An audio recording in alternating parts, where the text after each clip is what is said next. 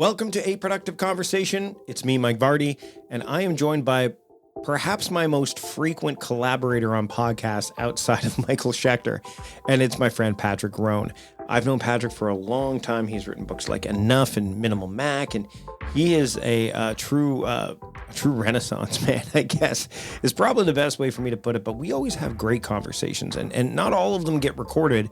They probably all should, because there's a lot of great insights that come out of them. And if you've heard him on the program before, all you have to do is, if you're subscribed, go back and listen to some of the ones from the archives. This is one that I thought I'd bring to the fore because every one of them, there's some gold in there. There's this phrase that I throw around quite a bit, and I always credit Patrick for it. Saying no is saying yes to other things. As a matter of fact, it's funny. I think I said this during my Creative Live course or class a few years ago, and people accredited it and they attributed it to me, but it's not me. It was Patrick that said it. So he really gets boundaries. He's really, he's just a great guy, and I'm glad I can bring this conversation back up for you. So here it is, an episode from the vault, Patrick Rhone on A Productive Conversation. Enjoy. So how have you been?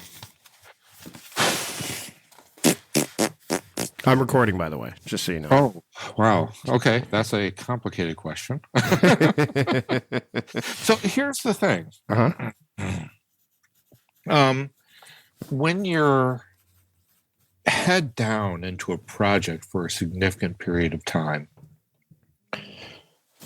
when you finally get the project finished, and we'll talk about finishing a project, by the way, in a sec. But once you get the project finished,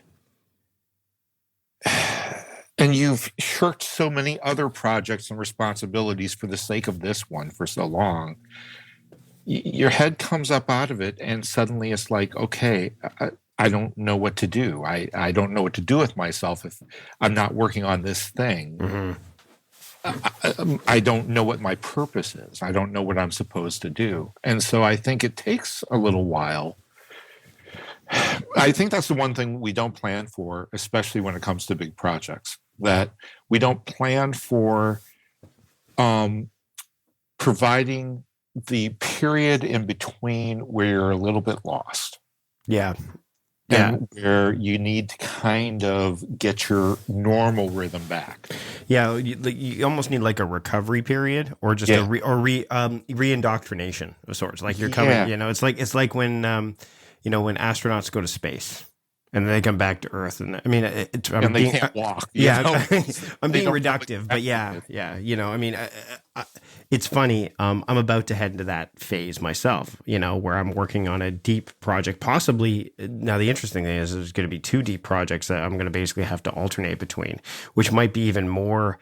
I think that might be easier, to be honest, because it's not like digging I'll be digging deep into both, but I've got them structured in a way that allows me to say, okay, on this day I work on this, on this day I work on this kind of thing, which is how I've been practicing with my reading. My reading workflow has been very much on this day I read this book, and on this day I read this book, which has kind of helped me for this next phase of creation. But yeah, I could, it's like even after travel, right? Like, I'm going on a trip as we're recording this. I leave for a trip next Tuesday, and I'm gone from the 16th of February until the 1st of March. Oh, wow. And I'm traveling from the West Coast. Nice. Yeah, the trip is West Coast to East Coast, back to West Coast, up north, then home. All in Canada? No, it's it's a quick stop in LA, like an overnight, just because of the way the flights worked out. I don't want to leave first thing in the morning, so I'm overnighting in LA. Then I fly from LA to Washington, D.C. to attend the DAD Summit. And then from there, I take the Bolt bus to New Jersey to spend a couple days in Jersey. And then I fly from Jersey to Vancouver, and then my family meets me in Vancouver, and we fly up to Whitehorse, which is in the Yukon, because there's a winter festival up there. Yeah, I think I have a stop in Minneapolis along the way, like a layover, like a quick stop layover in Minneapolis, because it's Delta, so Delta from Liberty to, but I've kind of set up myself so that I can do that travel with all my, my fundamental stuff that needs to be done in advance. I tend to do that. But when you're finished traveling, it's like my wife's even said this. She says, you need like 3 or 4 days just to not do anything. and just to kind of re-enter back Yep. into the real world. Yeah, jet lag aside, like I mean, that's not going to be the issue. It's going to be the okay, now what? Especially Yeah. because I've been prepping for like all the stuff I've been prepping for is all the fundamental stuff. While I'm traveling, I'll be working on my book and my working on the now year stuff. And then when I get back, then it's family time. Then it's so it becomes this. There'll be no coaching calls during that time. So yeah, it's I definitely so the project you just finished is the big book, right? Isn't it? No. No. Oh, That's no, not done. That's no. not done yet. No, the big book is what got pushed aside for this. Right. No, Oh, was this that's the, the this whole. is this is the house thing then, right? Yeah, exactly. So that's the hilarious thing, right? Like this isn't like some, big, money making endeavor. This isn't something that's going to. Well, I suppose in a sense it is, but this isn't something that's going to like be a hallmark of my career or really put me on the map as a writer. This isn't like any of that stuff. This is rehabbing a house. Yeah. No. Yeah. It's completely off not off the grid, but it's off. It's off what I think people who know me, who know you, who know the circles we travel in. When we talk about like big projects, we're talking about books or conferences or this, that, and the other, and here I am with this kind of real physical labor sort of thing. Right. So do you know the story behind the house? I've seen bits of. I've seen you talk about. It's been a while since we've talked, but I've seen it. I've seen your updates on social media. You basically went from a house that needed a ton of work. It was a house you just purchased, wasn't it? Well, yeah. Well, we actually purchased it about 4 years ago. Right.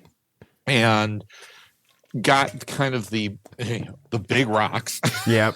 Out of the way first, the big rocks in the house being the mechanicals, electrical, and plumbing, right? So like the HVAC and all that stuff, and then kind of lost momentum after that, for a variety of reasons. Not the least of which is that rehabbing houses and building stuff and handyman sort of stuff is just not my expertise. It's not anything. I hear you there. Right? Yeah, exactly. I hear you there. And like not knowing kind of how to proceed or who to hire or what and whether or not we could afford hiring anyone or whatever. It just all kind of stopped me in my tracks. Fast forward to around end of September, beginning of October, and a good friend of ours who actually did the plumbing work on the house because he's a plumber said, "Hey, my brother Kerry is kind of a handyman general contractor, and he's in between jobs right now. Now, in this area, finding a good handyman or contractor is like finding a vein of gold. Yeah, right. They just there are plenty of them. They're just always so busy, and that was part of the issue as well. And so I said, oh yeah, sure, let me talk to him, And so Kerry came over and took a look, and he's like, yeah, we could totally do this together, especially if it's you and me, and if you're kind of working alongside, and I can show you how to do some stuff, and you'll learn something, and hey, I'll get, I'll have some business here where I'm in this weird down period. And it was a win-win for everybody. And so basically that set up suddenly at the end of September, unplanned as part of my kind of year, that this was going to be my full-time job for at least the next 3 to 4 months. And that's exactly what happened. I literally was working 8 to 10 hours a day, every day, including weekends, on this. And we took a house that we purchased for $7,200. And all told, probably put at the, we haven't crunched the final numbers, but I'm guessing 45 to 50,000 into it. And, its sitting value right now is about 120,000. Wow. And we're not going to sell it. We're going to own it, as because everyone needs 3 houses, I suppose. And don't even get me started on the second one. And yeah, so we're gonna we've rented it out. We've got a lovely young lady who's a daughter of a longtime friend of ours staying there, and she's got a roommate with her, and they've got a fantastic bargain on a house that they can rent that's close to a hospital, because she's planning on studying to become a nurse, and she's hoping to get her residency at that hospital that literally is a block away. And so it's a win-win for everybody, and incredibly rewarding. Certainly something that now I won't be so, afraid of. And in fact, I kind of miss it in a way. There's something very nice about working on something that tangible. Mm-hmm. Like a physical thing as opposed to digital. Yeah. Because even when you're writing a book, like, you'll get a print copy of it, and that'll be like, that's probably the next phase but to build something. I've been thinking, like, I've been reading about Nathan Barry and how he took up woodworking. That was one thing that I've been thinking about doing something like that. Ethan Waldman's tiny house. I mean, even though we have taken over the basement in our house and I have an office down here, I mean, every time my mother-in-law comes to visit, one of the kids gets displaced a little bit, right? Because we only have a total of 4 rooms that people could sleep in, or 3 rooms, plus my office. So I've always kind of still hinted to Anne that we should maybe look at still building an outdoor office for me, or someplace where we could, even an outdoor, like, sleeping area for somebody if they wanted to come by, something like that. Yeah. And she's still very hesitant about that, but I keep thinking about it, because we have this corner of our lot. We don't have a big lot. We have this corner of our lot that basically sits unused. And we could build under 100 square feet. We don't need a permit to do that. And just build something there that's nice and tiny. And if you build a loft in it, then you could have a place for somebody to sleep if you wanted to. But that could be my office. Or, that kind of thing, it's still something that I've wanted to work on, like with someone, obviously with somebody experienced. But you always hear this, and I guess this is probably something we can discuss, is the whole trading. Like, I don't mow my lawn as much as I used to, because somebody else who really likes mowing lawns will do it for me instead, and I can write during that time. But there is something, I think, to be said for picking and choosing those spots, especially when it comes to something that is like what you just did. Like, wouldn't you agree? Yeah, no, I completely agree. And what's hilarious about what you're saying is that, now that I'm in this period where I don't have this sort of thing to work on, I've actually been kind of thinking through the same thing. Like, that space back there would make a lovely little writing cottage. Yep. And let's see, and literally, so now that I have the experience and I kind of know how to build these things and to build them properly, and kind of know how easy and how difficult it is, but I at least kind of know the pieces of it and kind of know the cost. I sit back and think to myself, yep, we could do it like this, and I could do that, and I could save money this way, and wow, oh, you could do this, and I pretty much have put this thing together in my mind for about $1,000. Mm-hmm. Yep. Probably a little bit over that, probably about 2,000 when it was all said and done. We always underestimate these things, but because you never just stop at you don't stop at just framing out the shed. No, I mean, you're, now you're like, oh, I need some bookshelves. Right. Oh, yeah. No, I would want, like, I could tell you right now, I would want an entire wall of bookshelves, like just an entire wall. I'd go with a standing desk built right in, like a fold away, so you could fold it down if you wanted to. I would go with, I have the perfect, like, I have the ideal one in my head, and I've always been looking for it, and it's just a matter of, and there's lots of places where you can get like reclaimed windows and things like that. But then the concern is, well, does it get too cold? Do you want to use for, so but it's something that's been in my head for a while, and it hasn't gone away. Even after we did the renovations, my wife's like, finally, he's going to be happy with his office. I do like my office. Don't get me wrong, but it's like, You She should have know, known better. she should have known better. She should have known better. She's like, oh man, unless she does something with that corner while I'm traveling, I'm still going to come back and see it every single, and then there's other things like we were at yesterday. We're recording this on like early February. Yesterday was a holiday in British Columbia called Family Day, and they have it across Canada. Ours just happens to be the second week of February, where everywhere else in Canada is the third week of February, which is just weird.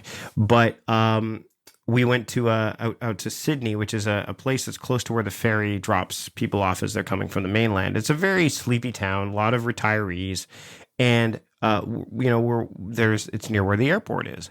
And there was this like kind of trade show of sorts to highlight what Sydney has to offer. And there's the Victoria Flying Club. Now, the other day, and again, I think this is interesting because I want to talk a bit about your book too, The Mindfulness for Mere Mortals, because I just finished reading it as well. But I've been thinking about like a friend of mine who I used to work for. He flies. He's a licensed pilot. And this past weekend, he said, "I want to fly to Nanaimo for breakfast. Anyone who wants to pitch in $5 or $10 for gas, we'll do it and we'll come back." And I missed, like you know me, I'm not a morning person, so I totally missed the cut. But it got me thinking, that's pretty awesome that you could fly to Nanaimo, like land at the airport, go to breakfast, and then get back in your plane, because it's only about an hour and a half drive, but to fly there it'd be like 20 minutes, right? Yeah. So I thought, I've been thinking of, and it's something I have flown a plane before with him I've been up in his plane before, and with my daughter, this before Colton was born, and my wife were in the back, and he actually gave me the stick for a while, and I got to fly the plane. It was pretty cool. And I thought, I've thought about that before. Now keep in mind, learning to fly is not cheap. No. But I was at this trade show, and we're walking around, and lo and behold, who's got a booth there or a table there but the Victoria Flying Club. And I thought, I'm going to pick up their information now so I have it, because it's going to cost, I think it costs like $5,000 for the full, which is not a lot. Like, it's a lot of money when it's not unattainable. It's not unattainable. Right. And you get trained in a Cessna and all that stuff. And then, and it's funny because my wife's like, better make sure our life insurance will, you avoid our life insurance if you start to fly a plane. I'm like, I don't know. We'll have to look into that. But anyway, it's just like those thoughts come to mind, and they fall completely outside the realm of what you and I what we talk about online, like you saying about building, and I mean, the same thing with the working out I've been doing, the Whole30, which Courtney Carver turned me on to.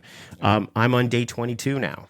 You guys are crazy. Yeah, go ahead. I'm on day 22. No, but seriously, I got a physical done.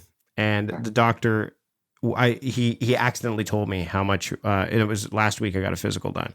And I was halfway through the program, and he told me, he goes, "Oh, you weigh 183 pounds. When I started, I weighed 198. I lost 15 pounds in basically 15 days. Now, again, I went from like beer, barbecue, soda pop, all that stuff, to like just whole, like no legumes, no dairy, no gluten, no nothing, and no processed foods. And that's how much weight I lost. And now I'm doing this program for the Dad Summit. They call it the Smarty Pants Vitamins is doing it with a coach I know in Vancouver. And I'm on day 4 of that today. And I'm seeing some results. So, but I don't normally, I haven't tweeted much about it. I've Facebooked privately about it, but I think you get to a point where the stuff that you do that's the big thing, like the thing you're known for, it's nice to pepper it with the stuff that you're not really known for. Wow. Okay, I'm glad you brought that up. We'll get to the Sure, yeah, but I think it relates to mindfulness for sure. But yeah, anyway. Well, but here's something I've been trying to wrestle. I've been wrestling around in my head with kind of how to put out there and where it belongs. But this idea that sometimes you need to build things and do things kind of offline and private that no one's going to see. Yeah. Don't just like so. Boy, this is going to get out there. People are going to go looking for it. But like, so I've been like writing this newsletter that nobody knows about. I'm going to say I haven't seen a newsletter because it's got no subscription. There's no subscribers, right? I'm doing it just to see kind of how, like, if I were to make this a regular part of my life? How would this look? What would I do with it? And the reason I haven't put it out there is because it keeps being like other people's newsletters, and I don't necessarily want that, right? Right. But there's so many great newsletters that I read on a regular basis and I admire, and they can't help but kind of seep into my consciousness. And so name some yeah. for some people who are listening, like name some. Okay. So Austin Kleon's newsletter, where he sends out every Friday, he sends out 10. I subscribe to that one too. Sort of links, and that's great. God, what's his name? Matthias. Geez, I'm gonna screw up the poor guy's name. But what I really like about his newsletter, hold on, I'm looking it up in Mail app. But what I really like about his newsletter, it's Matthias Jacobson, and the name of his newsletter is Think Clearly. And what I love about his newsletter is it's all handwritten and drawn. Cool. So basically, he takes a page of a large moleskin and just does one short thing on there and scans it in and sends that out. That's cool. And it's different. It's just wonderful. It's just this wonderful dose of greatness, every week.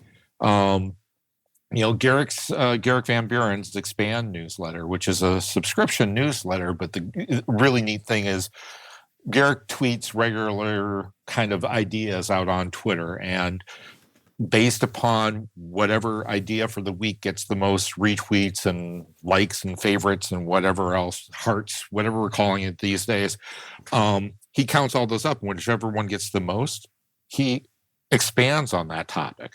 So, it's kind of just a general 140 character idea, but he then goes on to write 3 or 4 or 5 paragraphs about. I imagine James Shelley is probably on your list too. Oh yeah. Well, yeah. James Shelley's, the I can never pronounce it right. The Caesura letters. Yeah. Has long been, at least when it was daily, it was every day, every morning, I'd pretty much start my day with it. But I got to warn people about him because he is so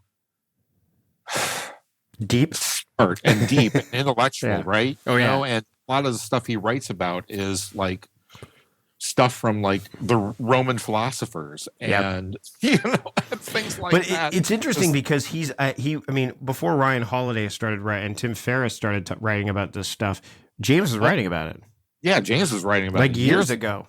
Years before Tim Ferriss got on the whole Seneca and all that stuff, and Marcus Aurelius and such. James Shelley was writing about that stuff years and years ago. Yep. So yeah, he's great. So my point being is this: I've been writing one. I've now written several. I've never sent them. No one has subscribed to it. You can go subscribe to it if you can find it, but you could probably take some guesses. Yeah. But, as to what service and, stick my name at the end of it, you'll find it and you'll subscribe. But I'm not pressing send on anything. And I guess I want to wrap back around to my point, which is I do it to experiment. Yeah. Just to play around with the idea of like, if I did this, what would it look like? Maybe if I stumble upon something, yeah, this feels good. This feels right. Oh yeah. Okay. There could be a thing here. Then I'll like announce it and send it out and give it a shot or whatever. But you need that time to just play without an audience, to just work stuff out, to just build stuff for the sake of building it, for the sake of practice, for the sake of just saying, I don't know what this looks like. I think we're so quick in this world to launch and to share and to ship and to, get it out there, that oftentimes we put things out there that are half-baked, or we put things out there that that could have been better if we just allowed some time to play. Yeah, we're quantity over quality in a lot of ways. Yeah, so it's funny. Have you read Adam Grant's new book, Originals, yet? No. You should. There's a lot of what you touched on there, like the idea of, I mean, as soon as you mentioned Matthias's newsletter, I'm like, oh, that's totally what Adam Grant would talk about in originals. I mean, if you've read Give and Take, right? Have you? I've not read it, but I know Cal Newport's talked about Adam Grant a number of times, and I know you like Cal's work too. So Yeah. No, I haven't. I'm sorry to say. it's brand new. It's only come out. I just read it. That's one of the things I've really been focusing on doing. It's funny. I was talking to my daughter about this as we were walking to school today, and we are just talking about. And I've written about this too, and even spoken on my Patreon edition of the podcast about the idea that like TV. I mean, once football season ended, and even before that, I was whittling my TV time down to under 10 hours a week. And I mean, that to me was a big deal because there were times where I was watching more of it because it was there and it was on the back. Like I would watch pro wrestling and stuff like that. And now I have it if I ever want to watch it, I can, but I've been more deliberate about that. And I've been reading a lot. I have, as of this recording, I have read 10 books since the middle of January. Gosh, I'm so jealous. But it's because but the only way you can do that though, and this is something that people are like, well, how do you find time? Like you let go of other things. Yeah, you say, you make the time. You make the time. You say, okay, you know what? I am going to, and you set up barriers or parameters that kind of push you in that direction. So like, for example, in your book, you talk about the idea of, meditations, mindfulness for mere mortals. When you talk about meditation, and I've been using Headspace for about the past 6 days straight. I've used it off and on before, but lately I've been doing it because meditation is part of this program I'm doing, and I have gotten in the first 4 days, I felt so much better. I felt great after every single time. But on the fourth day, where I'm using Headspace, so it's guided, he says, let your mind wander. And my brain's like, got nothing to wander to. Like the brain is literally starting to train itself to focus on the moment, on the breath, on that stuff. And I think one of the things that people, I mean, for me, I think that idea of capturing stuff as it comes to you, not when you're in a meditative state, but when you're not in a meditative state is so critical so that you can actually be mindful and meditate. Because I can sit, and it's the same thing with reading. I can sit and meditate now, and if something comes to mind, it's something I've already recorded somewhere in all likelihood. Like the idea in your book, you talk about the Facebook RSVP. That's already been recorded somewhere. Like that's already down in Todoist or Asana or wherever the hell you're going to put it. Yeah. And that was the whole point. Sure. I mean, of GTD. I mean, at its very basis, the idea was to clear your head of all this stuff so that your head has the time, the room to breathe, as it were. Yep. And so for reading, I just said, I want to read more. Okay, how do I make that happen? Well, I'm going to read I know I get bored easily. By one book. So how do I do it? Well, what if I read alternating books on given days? Okay. My wife's like, you should read some fiction. I'm like, I'm not ready for fiction yet. I don't really like, I mean, I enjoy reading fiction, but that was the thing, like, and she's the opposite of me. She says, I can't read nonfiction because she went to university and that's all she read for a long period of time was nonfiction. My wife is the same way. She reads to escape. And so she doesn't read to learn. She reads to escape. And I read to learn. So I said, well, if I have two alternating books, so what I've done is I have in Todoist, I'll put like in my library, my paper library now has separated books I've read, books I haven't. And so I will have a book that's actively being read, which will have a bookmark in it. But the one that's next on the list, I just slightly slide out from the shelf. That's the one I know I'm going to read next. And I actually have in my task app, and this is, people are going to say that sounds really rigid, but I say read, like right now I'm reading Quiet by Susan Cain. And I just started reading You Are Not a Gadget by Jacob Lanier. So both great. Yeah. Both fantastic. So I'm halfway through Quiet. I just finished reading Chris Guillebeau's new book, Born for This. So the next one on the list was Jacob. And I actually have a task called Read Jacob. And I have it, reading is the mode that I need to be in to do it. And I want to read at least for 25 minutes per night or per session, I guess, on this. But the other thing I have is I have an Audible book that is constantly going in the background. So like that's the thing that I will read during dish time or whatever, when I'm walking to pick up the kids or when I'm walking back from picking up the kids. So I am essentially reading 3 books at a time, but they're they're segmented out in a way that makes them digestible. And, and on Audible, I can bookmark things. If like the Audible app has a thing where you can say, oh, I really like that point. You hit the bookmark button. Of course, in paper books, I dog ear like crazy.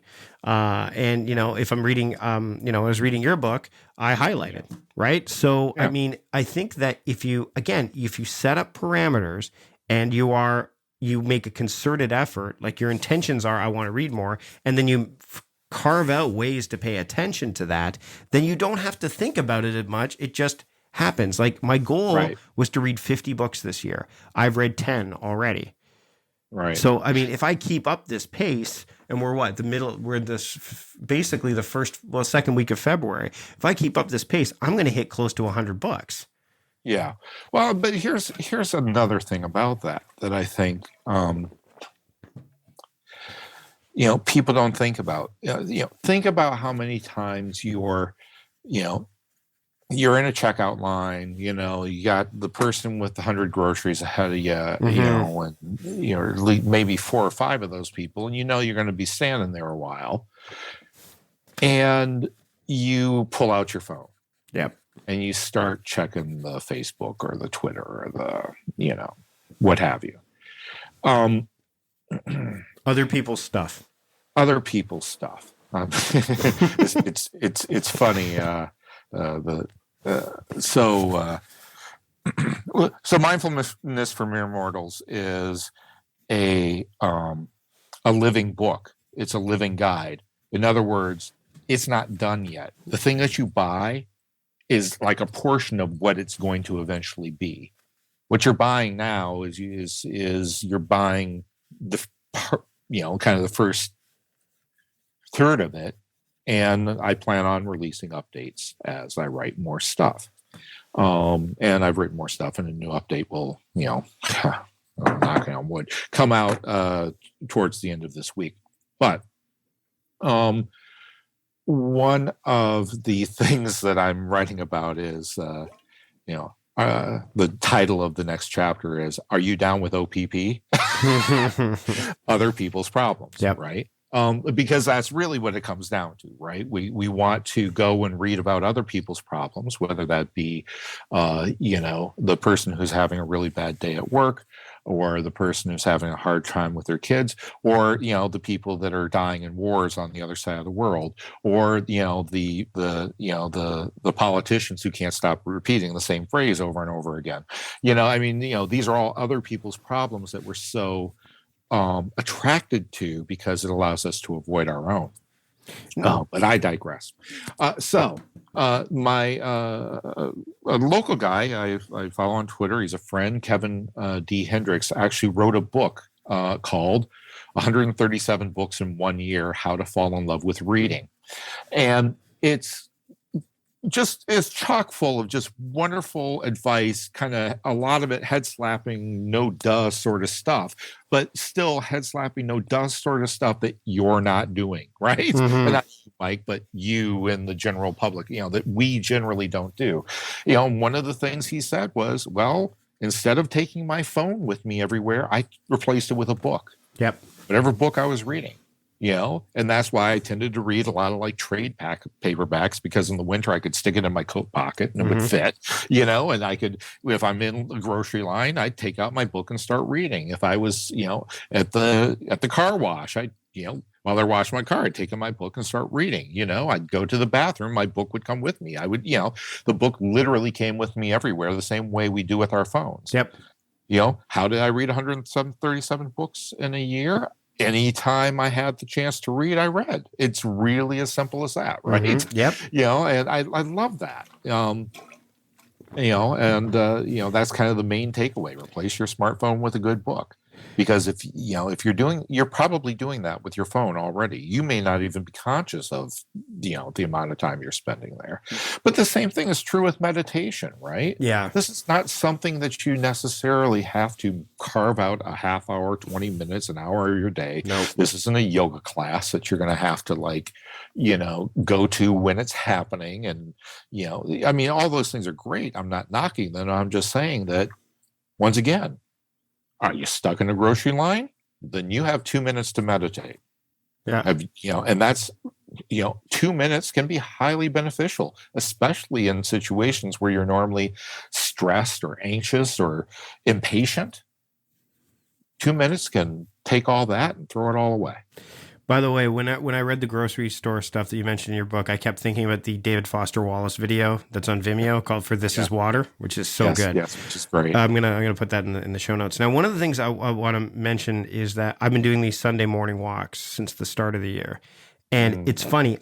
When I did them, I just wanted to go and get outside and clear my head. I didn't realize until probably the third or fourth time, maybe the third time, that I was meditating. Like I was literally walking, and it's because I was reading things like I read Cal Newport's Deep Work, talks about Carl Jung going for his walks.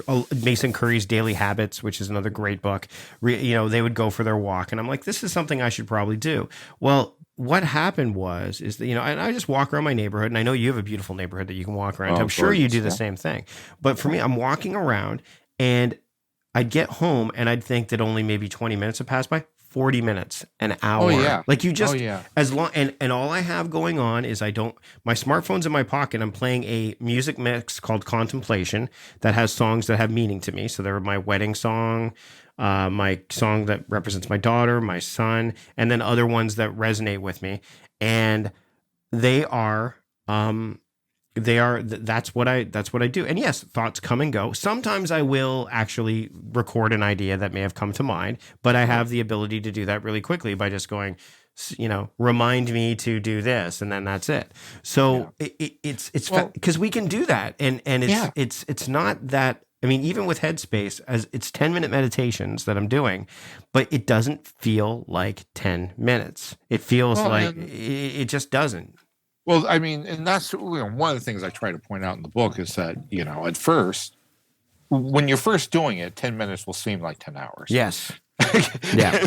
and that's normal. That's okay. I think that if there's any purpose to this book at all, is kind of trying to put across to people that, for instance, with the walking, right? Mm-hmm. There are many in the Buddhist community and the mindfulness community that would vehemently argue, no, that's not a meditation. Right. No. Because walking meditation is a very specific thing. And if you've ever been to Shazen at a Buddhist temple or, a Buddhist space, gathering, what have you, and they're doing walking meditation. It's kind of hilarious to watch because it literally looks like a whole room of people who have gotten stuck in some slow motion warp. It's hilarious, right?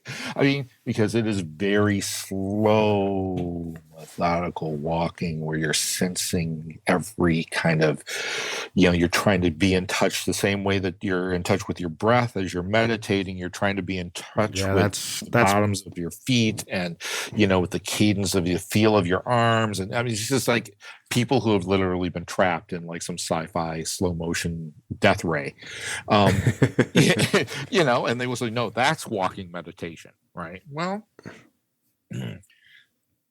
there's degrees here, right? Yeah, sure. That is officially like walking meditation as prescribed by, Buddhist teachers for eon. And then there's nothing. Yep. Right?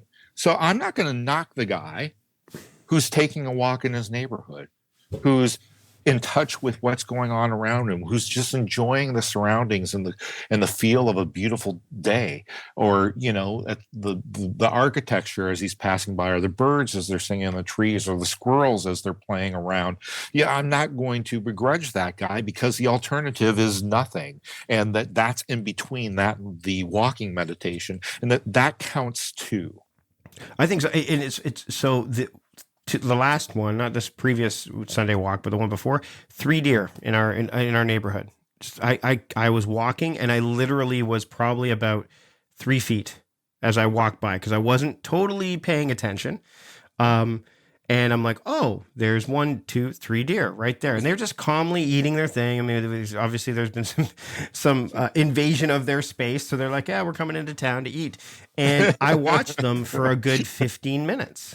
And they're not doing the whole 30. No, they're definitely not doing the whole 30. But one of the things that like Cal Newport talks about in Deep Work is the idea of productive meditation. He says that's what he would do, is he would go for a walk and think about his problems and do that stuff, or just focus on one problem, not a bunch, just one.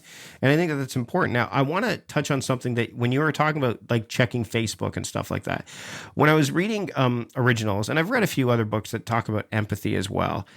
Do you think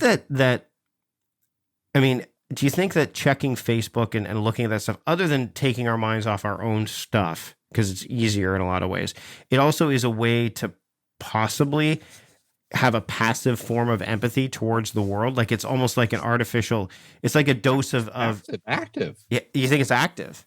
Oh, yeah. I mean, because there's not much you can. I'm not saying it is active. I guess it can be. Yeah, I guess it can be. Like if somebody's having a rough day, you can message them on Facebook saying, "Oh man, sorry to hear that things are rough." So I think that ultimately that some of this stuff on Facebook, not all, but allows humans to express their empathy, which in some cases, well, it's the most human thing. One of the most human things we can do, right? Oh, yeah. Well, and once again, that's something else I'm kind of addressing in this part of the book. Because I've actually, so the part of the book I've been working on here in silence and secret before releasing it to the world, knock, knock, knock, at the end of this week. Mm-hmm. Keep saying that because I'm telling that to myself. Is that kind of duality, right? That, I don't want to give the appearance I'm just knocking this stuff because I've seen lives saved. Yeah. No joke. Mm-hmm. People who were so depressed and so low and so sure that their life was over and nothing. And, someone, DM'd them, reached out, said, hey, shoot me your number real quick. Let's talk, Yeah. And, you talk to that person and, and that person, it kind of turned things around, helped to put things in a better perspective. And now they're not thinking of slitting their wrists, right? I mean, it sounds trite and it sounds like, oh, no, that never really was happening. But no, it's there. Yeah, I've seen it. Yeah, I've seen it too. And so, yes, as easy it is to knock these things, it's also incredibly easy to look and see the connections and the good that they can do. And ultimately, what I'm arguing is to be careful of which one you're doing. Be careful, be mindful about why you're there and what you're looking for. Are you there to look for those opportunities that you can lend a hand, that you can reach out, that you can be a friend, that you can touch someone?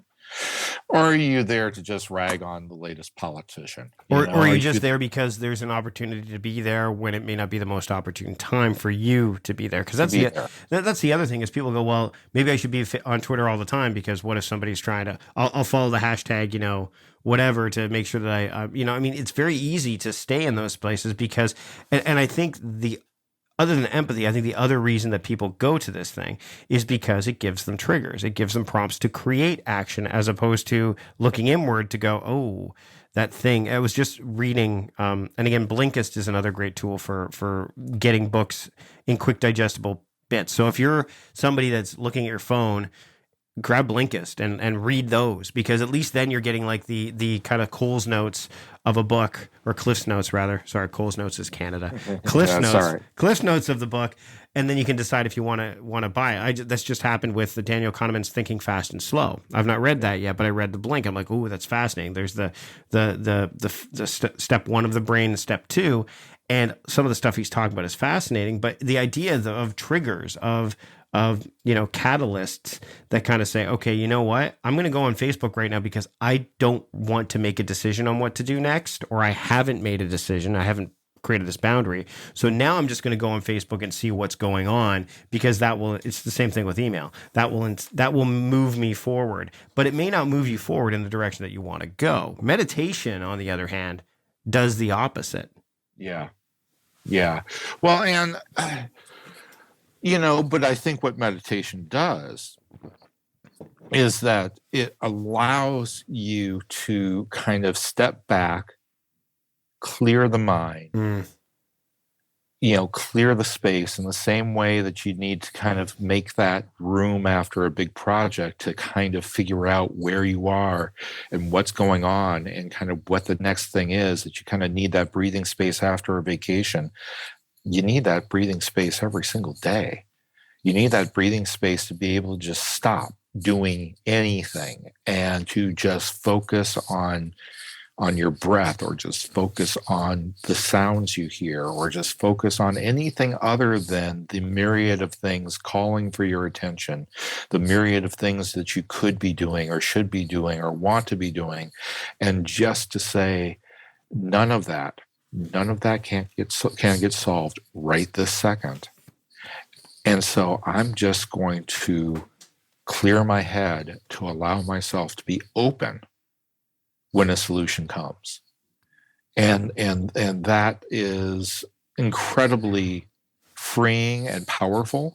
And I think something that we are sorely missing in this world. And if I'm writing this book for anyone, it is for the person who believes that they just don't have the time, that they just don't have the capability, that they can't sit still for more than 5 seconds without feeling like their head's going to explode. And to let them know that not only can you, but if you can do it for 5 seconds, that's a start. That's something, that has value. And that if you can do it for 5 seconds, maybe you can do it for 6. Maybe the next time you can do it for 7, that's a place you can build from. I think that's an excellent place to end. Patrick, where can people find you and your book online? Oh, wow. So patrickrhone.com is the place to find me best, I suppose, these days. If you really want to get to everything, you can try patrickrhone.net, but you really don't want to do that. You just want to come to patrickrhone.com. You just want to look along the bottom there. I've got some useful things like a link to my books, a link to the Dash Plus system you may have heard a little bit about here and there. Go check it out. What I'm doing right now. I mean, it's all there. You just got to go and check it out. Thanks again for joining me, Patrick. This has been awesome. Oh, Mike, always a pleasure, and anytime. Because, well, I have nothing else to do. I can't figure it out. Bye.